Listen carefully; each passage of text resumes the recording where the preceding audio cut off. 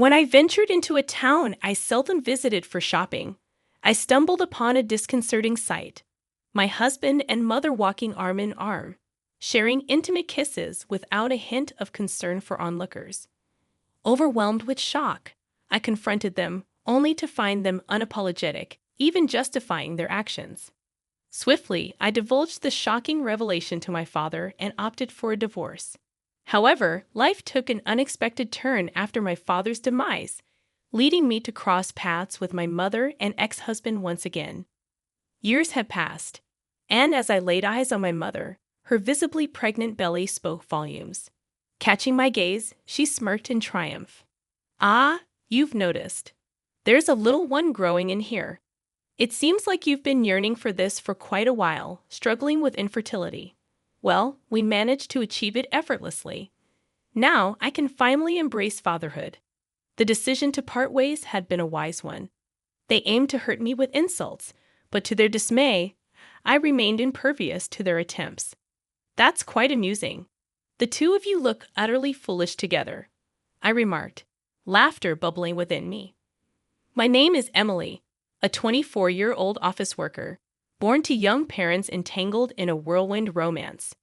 My parents, Linda and Ken, married hastily due to my arrival during their high school years. Initially, their union appeared promising, with my father actively involved in my early years. However, a workplace accident left him physically impaired, triggering a drastic change in my mother's demeanor.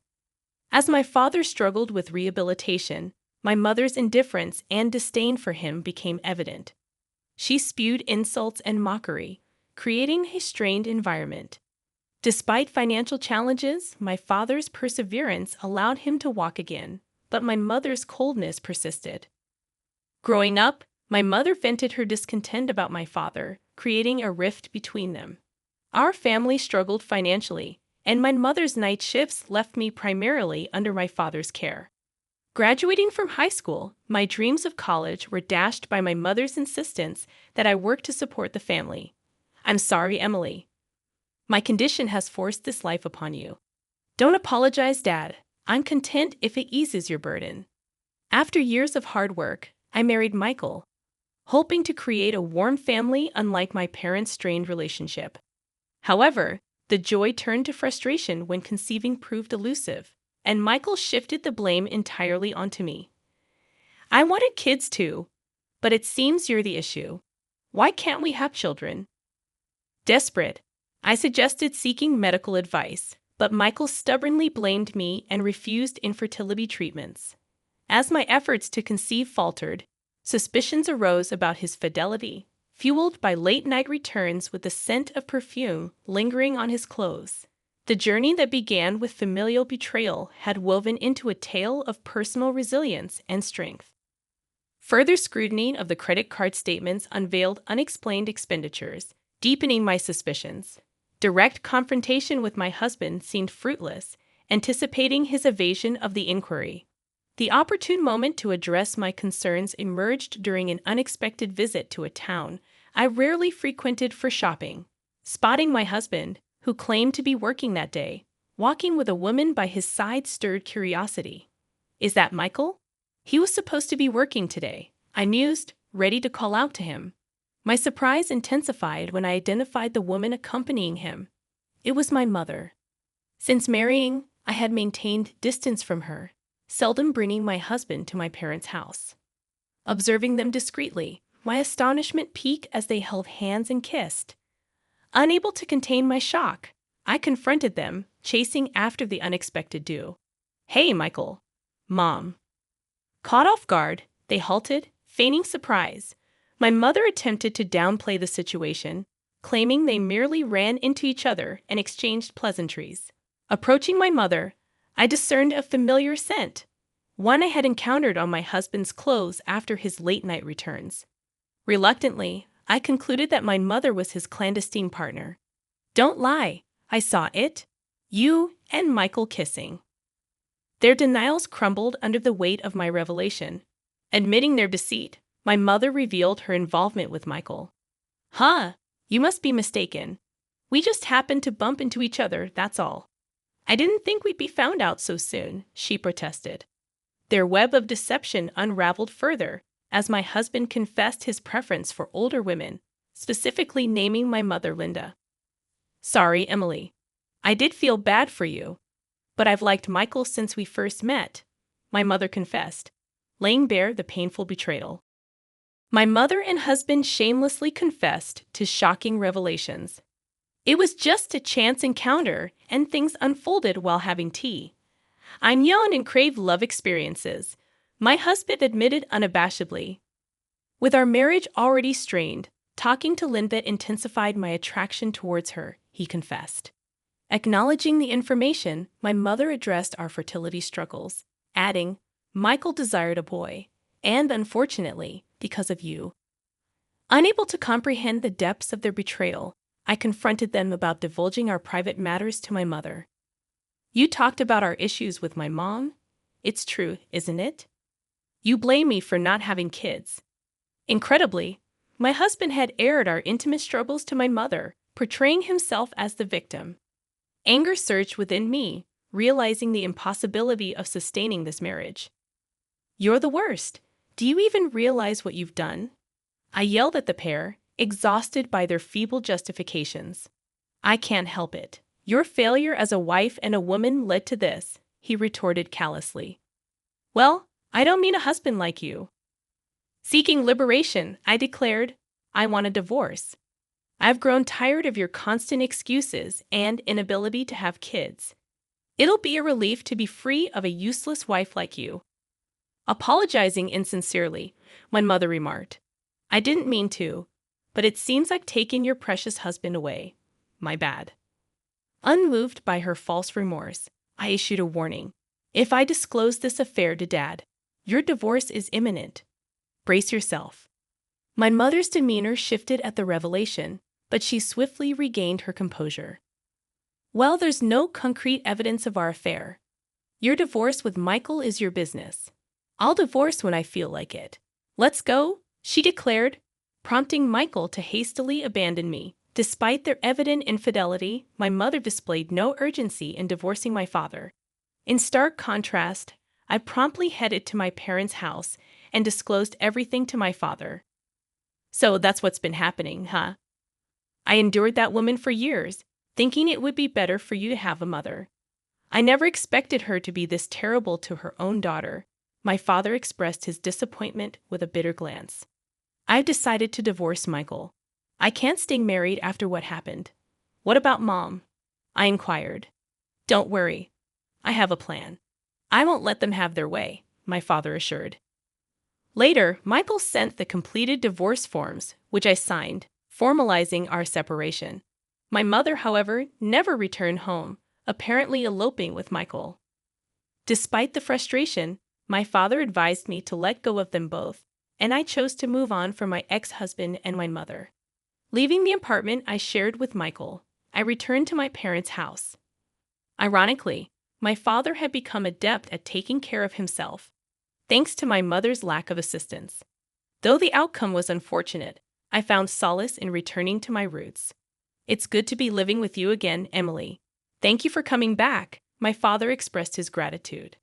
A fleeting period of tranquility with my father was abruptly disrupted by his contraction of the prevalent pneumonia, thrusting him into a perilous struggle between life and death. Emily, I've burdened you greatly, and I'm sincerely sorry. Live your life as you see fit. My father, teetering on the edge of consciousness, tightly held my hand and imparted those parting words. I tearfully nodded in response. Despite concerted efforts to combat the illness, his health deteriorated rapidly, leading to his eventual demise. Dad, I can't fathom your sudden departure. I wish I had been there more for you. I lamented while grappling with the preparations for his funeral. In the midst of my grief, an unwelcome pair arrived unannounced at our doorstep. A long time no see. Heard he died. My mother, and to my dismay, my ex-husband Michael stood there, their faces adorned with disagreeable smiles. They intruded with a brazen sense of entitlement. Why are you here? Leave. Who do you think you are? I am his wife. It's only natural for a wife to be present when her husband passes, my mother asserted. How dare you say that after abandoning us for years? Ah, yes, yes, say what you want.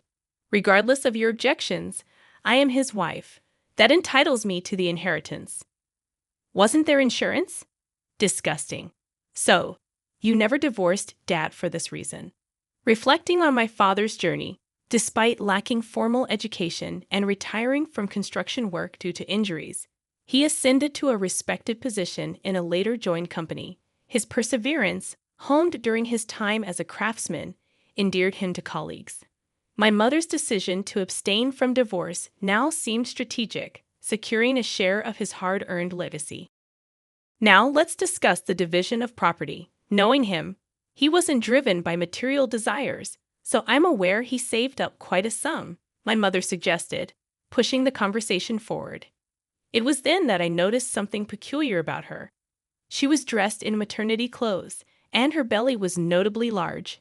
Catching my gaze, she chuckled triumphantly. Oh, you've noticed. Yes, I'm carrying Michael's child. Unlike you, Emily, who couldn't conceive. We succeeded right away. Breaking up with you was truly the best decision. Now I can finally become a father. They proceeded to hurl hurtful insults, attempting to inflict maximum pain. Yet their efforts proved futile. I remained unaffected. That's amusing. Both of you look so foolish together, I laughed, holding my stomach, as they stared dumbfounded. What's so funny? This is just ridiculous.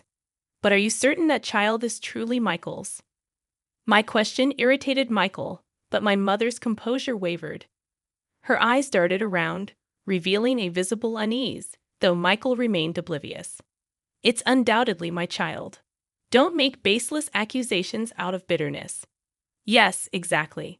No need to be bitter. We'll see if it's baseless once you see this.